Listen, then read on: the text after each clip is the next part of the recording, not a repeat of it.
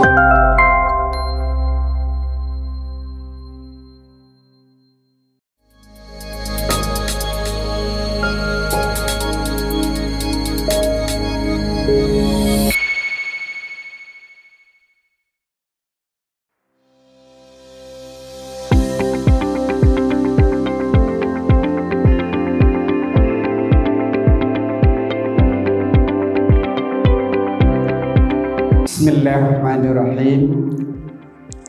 Assalamualaikum warahmatullahi wabarakatuh.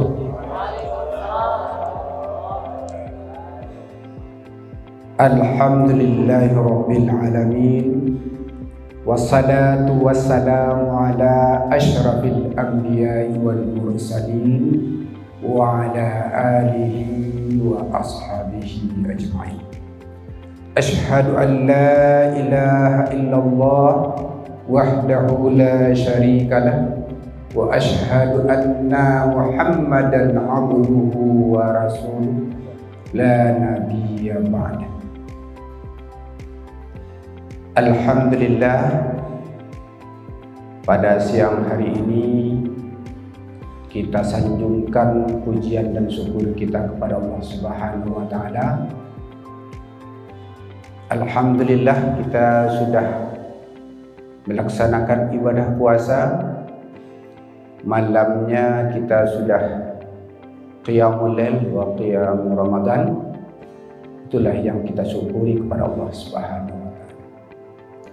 Kemudian selawat beserta salam tidak lupa-lupanya kita mohonkan kepada Allah agar tercurah dan terlimpah kepada baginda Nabi kita Muhammad sallallahu alaihi wasallam. Para ustaz dan ustazah yang dihormati dan dimuliakan oleh Allah Subhanahu wa taala.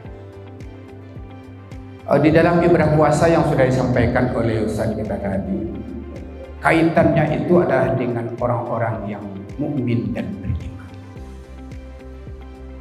Ada beberapa hal yang perlu kita sikapi dan perlu pula kita tanamkan kepada diri kita sebagai orang mukmin dalam kehidupan. Di mana sekarang sudah banyak kita lihat bermunculan paham-paham yang menurut kita kok beda dengan apa yang kita lakukan selama ini. Apa kira-kira? Yang pertama yang dicatat di sini adalah bagaimana kita harus memiliki akidah yang bersih. Kata Ustaz Bul dan Ustaz Datuk Alfianuh mengatakan, kaidah akidah yang bersih itu adalah memiliki ikatan ketaatan kita kepada Allah Subhanahu wa taala. Juga Ustaz Safrizal mengutip Al-Quranul Karim di dalam pelajaran usulnya, dicontohkan berdasarkan ayat Allah Subhanahu wa taala. Kata Allah Subhanahu wa taala, alam tara daraballahu masalan kalimatan thayyibatan kasyajaratin thayyibatin. Kata Allah Subhanahu wa taala yang disampaikan oleh Ustaz Safrizal dalam usul, bahwa perumpamaan Allah menjadikan kalimat yang baik itu adalah seperti pohon syajaratin thayyibatin, pohon yang baik. Bagaimana pohon yang baik itu? Asluha sabitun wa far'uha fis-sama. Asalnya, itu kata-kata usul itu, kata Ustaz Rizal itu, asalnya itu sabitun, kokoh dan kuat. Wa far'uha fis-sama.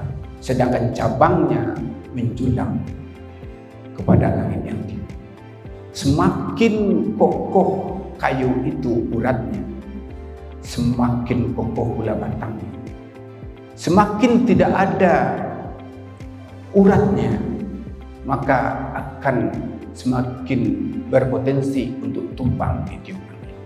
Maka untuk itu dalam kehidupan kita perlu kita menanamkan akidah yang bersih dan baik.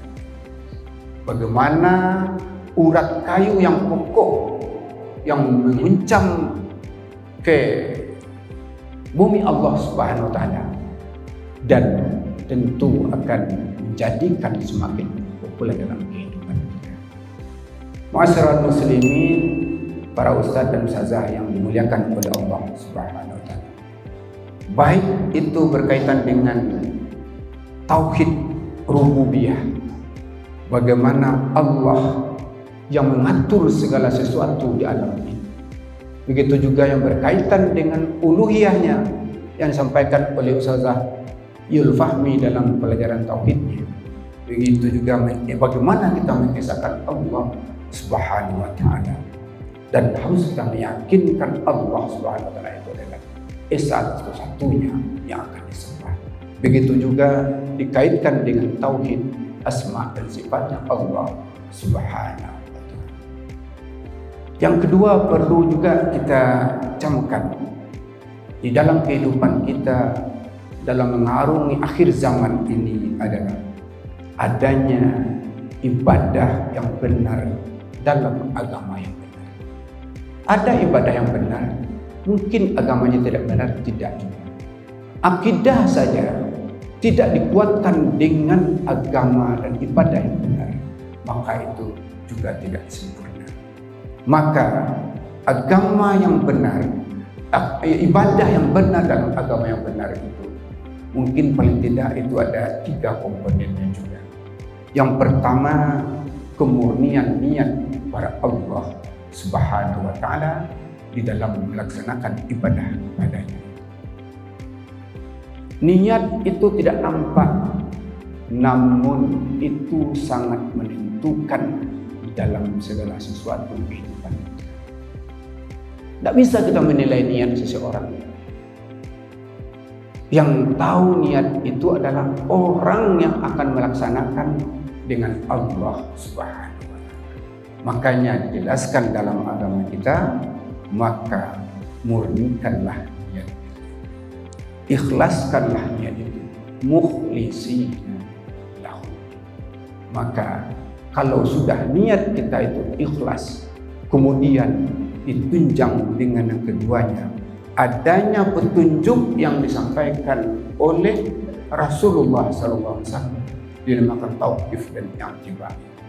Sebagaimana kita membaca, sebagaimana kita mempelajari dan apa yang kita dapatkan petuah dari ulama-ulama dan guru kita.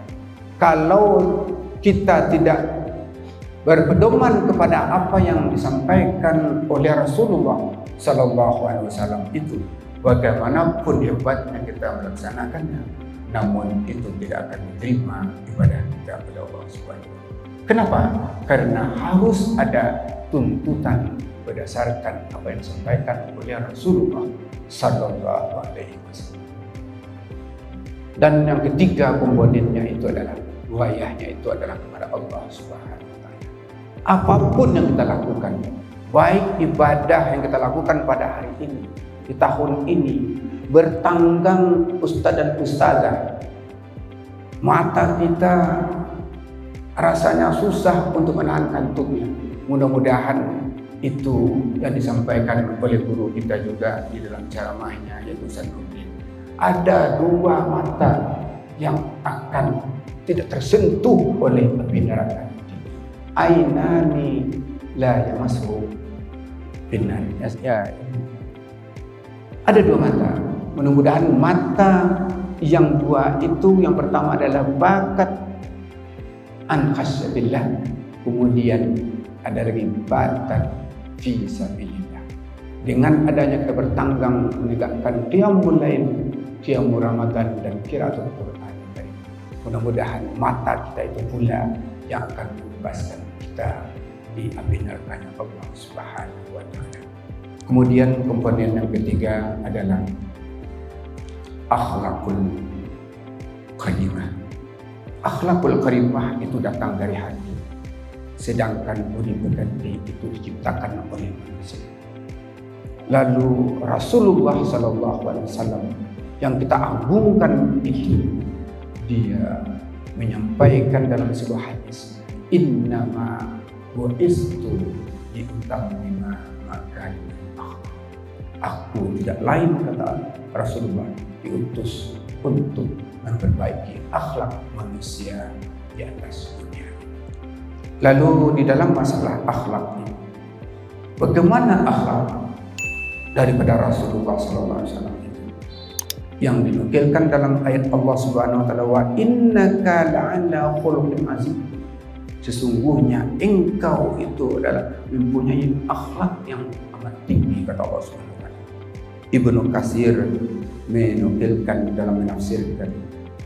Apa kata Ibnu Katsir? Fa inna khulqi Rasulillah sallallahu alaihi wasallam kana al-Qur'an. Sungguh agung sekali akhlaknya Rasulullah sallallahu alaihi wasallam. Tidak ada tandingannya di atas dunia ini. Inilah komponen yang harus kita pegang dalam kehidupan di akhir zaman. Dengan adanya akhlak yang mantap itu, mudah-mudahan kita dapat mewariskan ini kepada generasi kita, kepada anak kita, dan kepada muslim seluruh. Dengan adanya akidah yang mantap, kemudian dengan adanya ibadah yang benar dengan agama yang benar, kemudian dikunci dengan akhlakul karimah sebagaimana yang dicontohkan oleh Rasulullah sallallahu alaihi wasallam. Mudah-mudahan kultum pada siang hari ini yang pendek ini bermanfaat pada kita bersama dan kepada anak yang menyampaikan, terutama sekali. Wabillahi taufiq. Wassalamualaikum warahmatullahi wabarakatuh.